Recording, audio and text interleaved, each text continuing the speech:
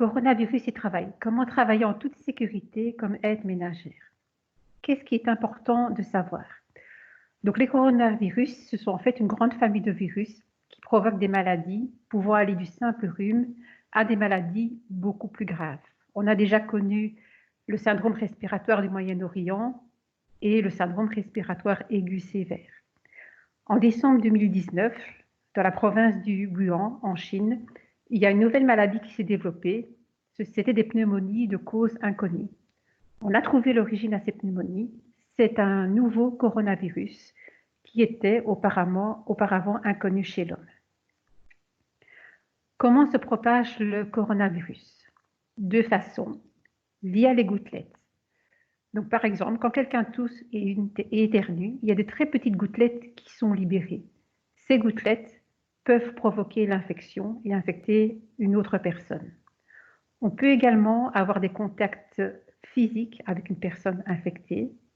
Donc, par exemple, donner la main, embrasser cette personne, et donc ensuite on se contamine si on touche le visage, en particulier le nez et les yeux. On peut également être infecté si on est en contact avec des surfaces contaminées. Il faut savoir que le virus survit en dehors du corps. Sur certaines surfaces, ça peut être très long, comme sur le plastique. Le virus survit 72 heures. Sur l'acier, par exemple, le virus survit 48 heures. Le virus est sensible à tous les désinfectants, y compris le simple savon.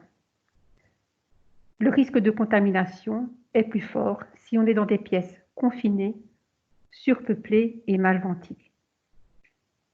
Quelles sont les personnes vulnérables? Il y a les personnes plus âgées, donc à partir de 65 ans, les personnes souffrant de maladies chroniques graves, comme des problèmes cardiaques, des problèmes pulmonaires, des problèmes rénaux, du diabète, de l'hypertension, mais également les personnes dont le système immunitaire est affaibli, soit par une maladie chronique, soit à cause d'un traitement médicamenteux. Comment évolue la maladie chez les personnes infectées? Dans 80%, il y a l'absence de symptômes ou des symptômes légers. 20% des malades vont développer une maladie grave et nécessiter une hospitalisation, et on déplore entre 1 à 3% de décès.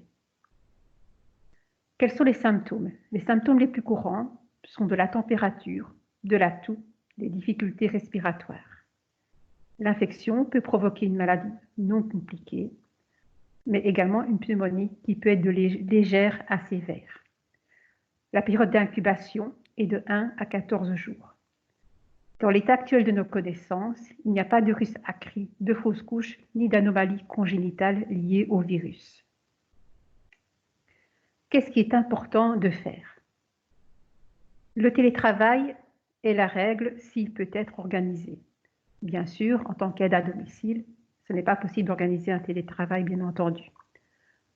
Ce qu'on peut vous conseiller, c'est toujours de garder vos distances par rapport aux autres personnes, au moins 1,5 mètre, et éviter tout contact physique. Ne pas donner la main, par exemple. Il y a aussi une restriction de déplacement.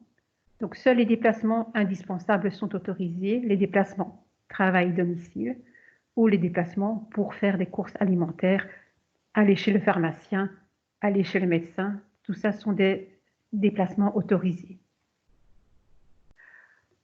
Protégez-vous et protégez les autres. Donc, seulement les personnes en bonne santé peuvent aller travailler.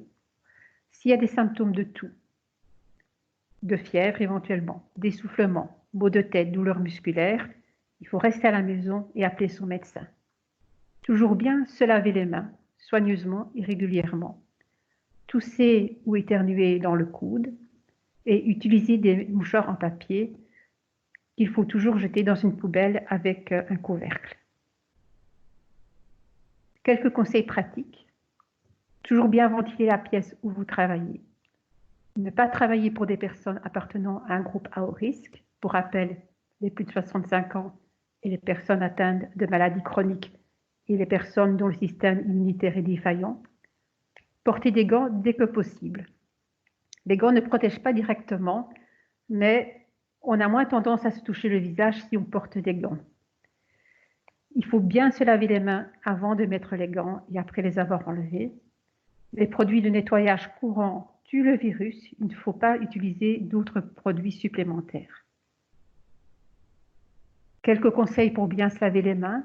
Prendre du savon, laver les mains à l'eau chaude courante, ne pas oublier la paume des mains, le dos de la main, entre les doigts, et se laver les mains suffisamment longtemps, entre 40 et 60 secondes. Toujours s'essuyer les mains avec du papier. Si jamais vous vous sentez anxieux, stressé à cause de la situation actuelle, c'est tout à fait normal.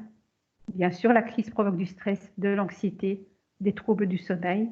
Mensura est là pour répondre à vos questions. Nous avons un numéro d'appel unique, le 02 549 71 00.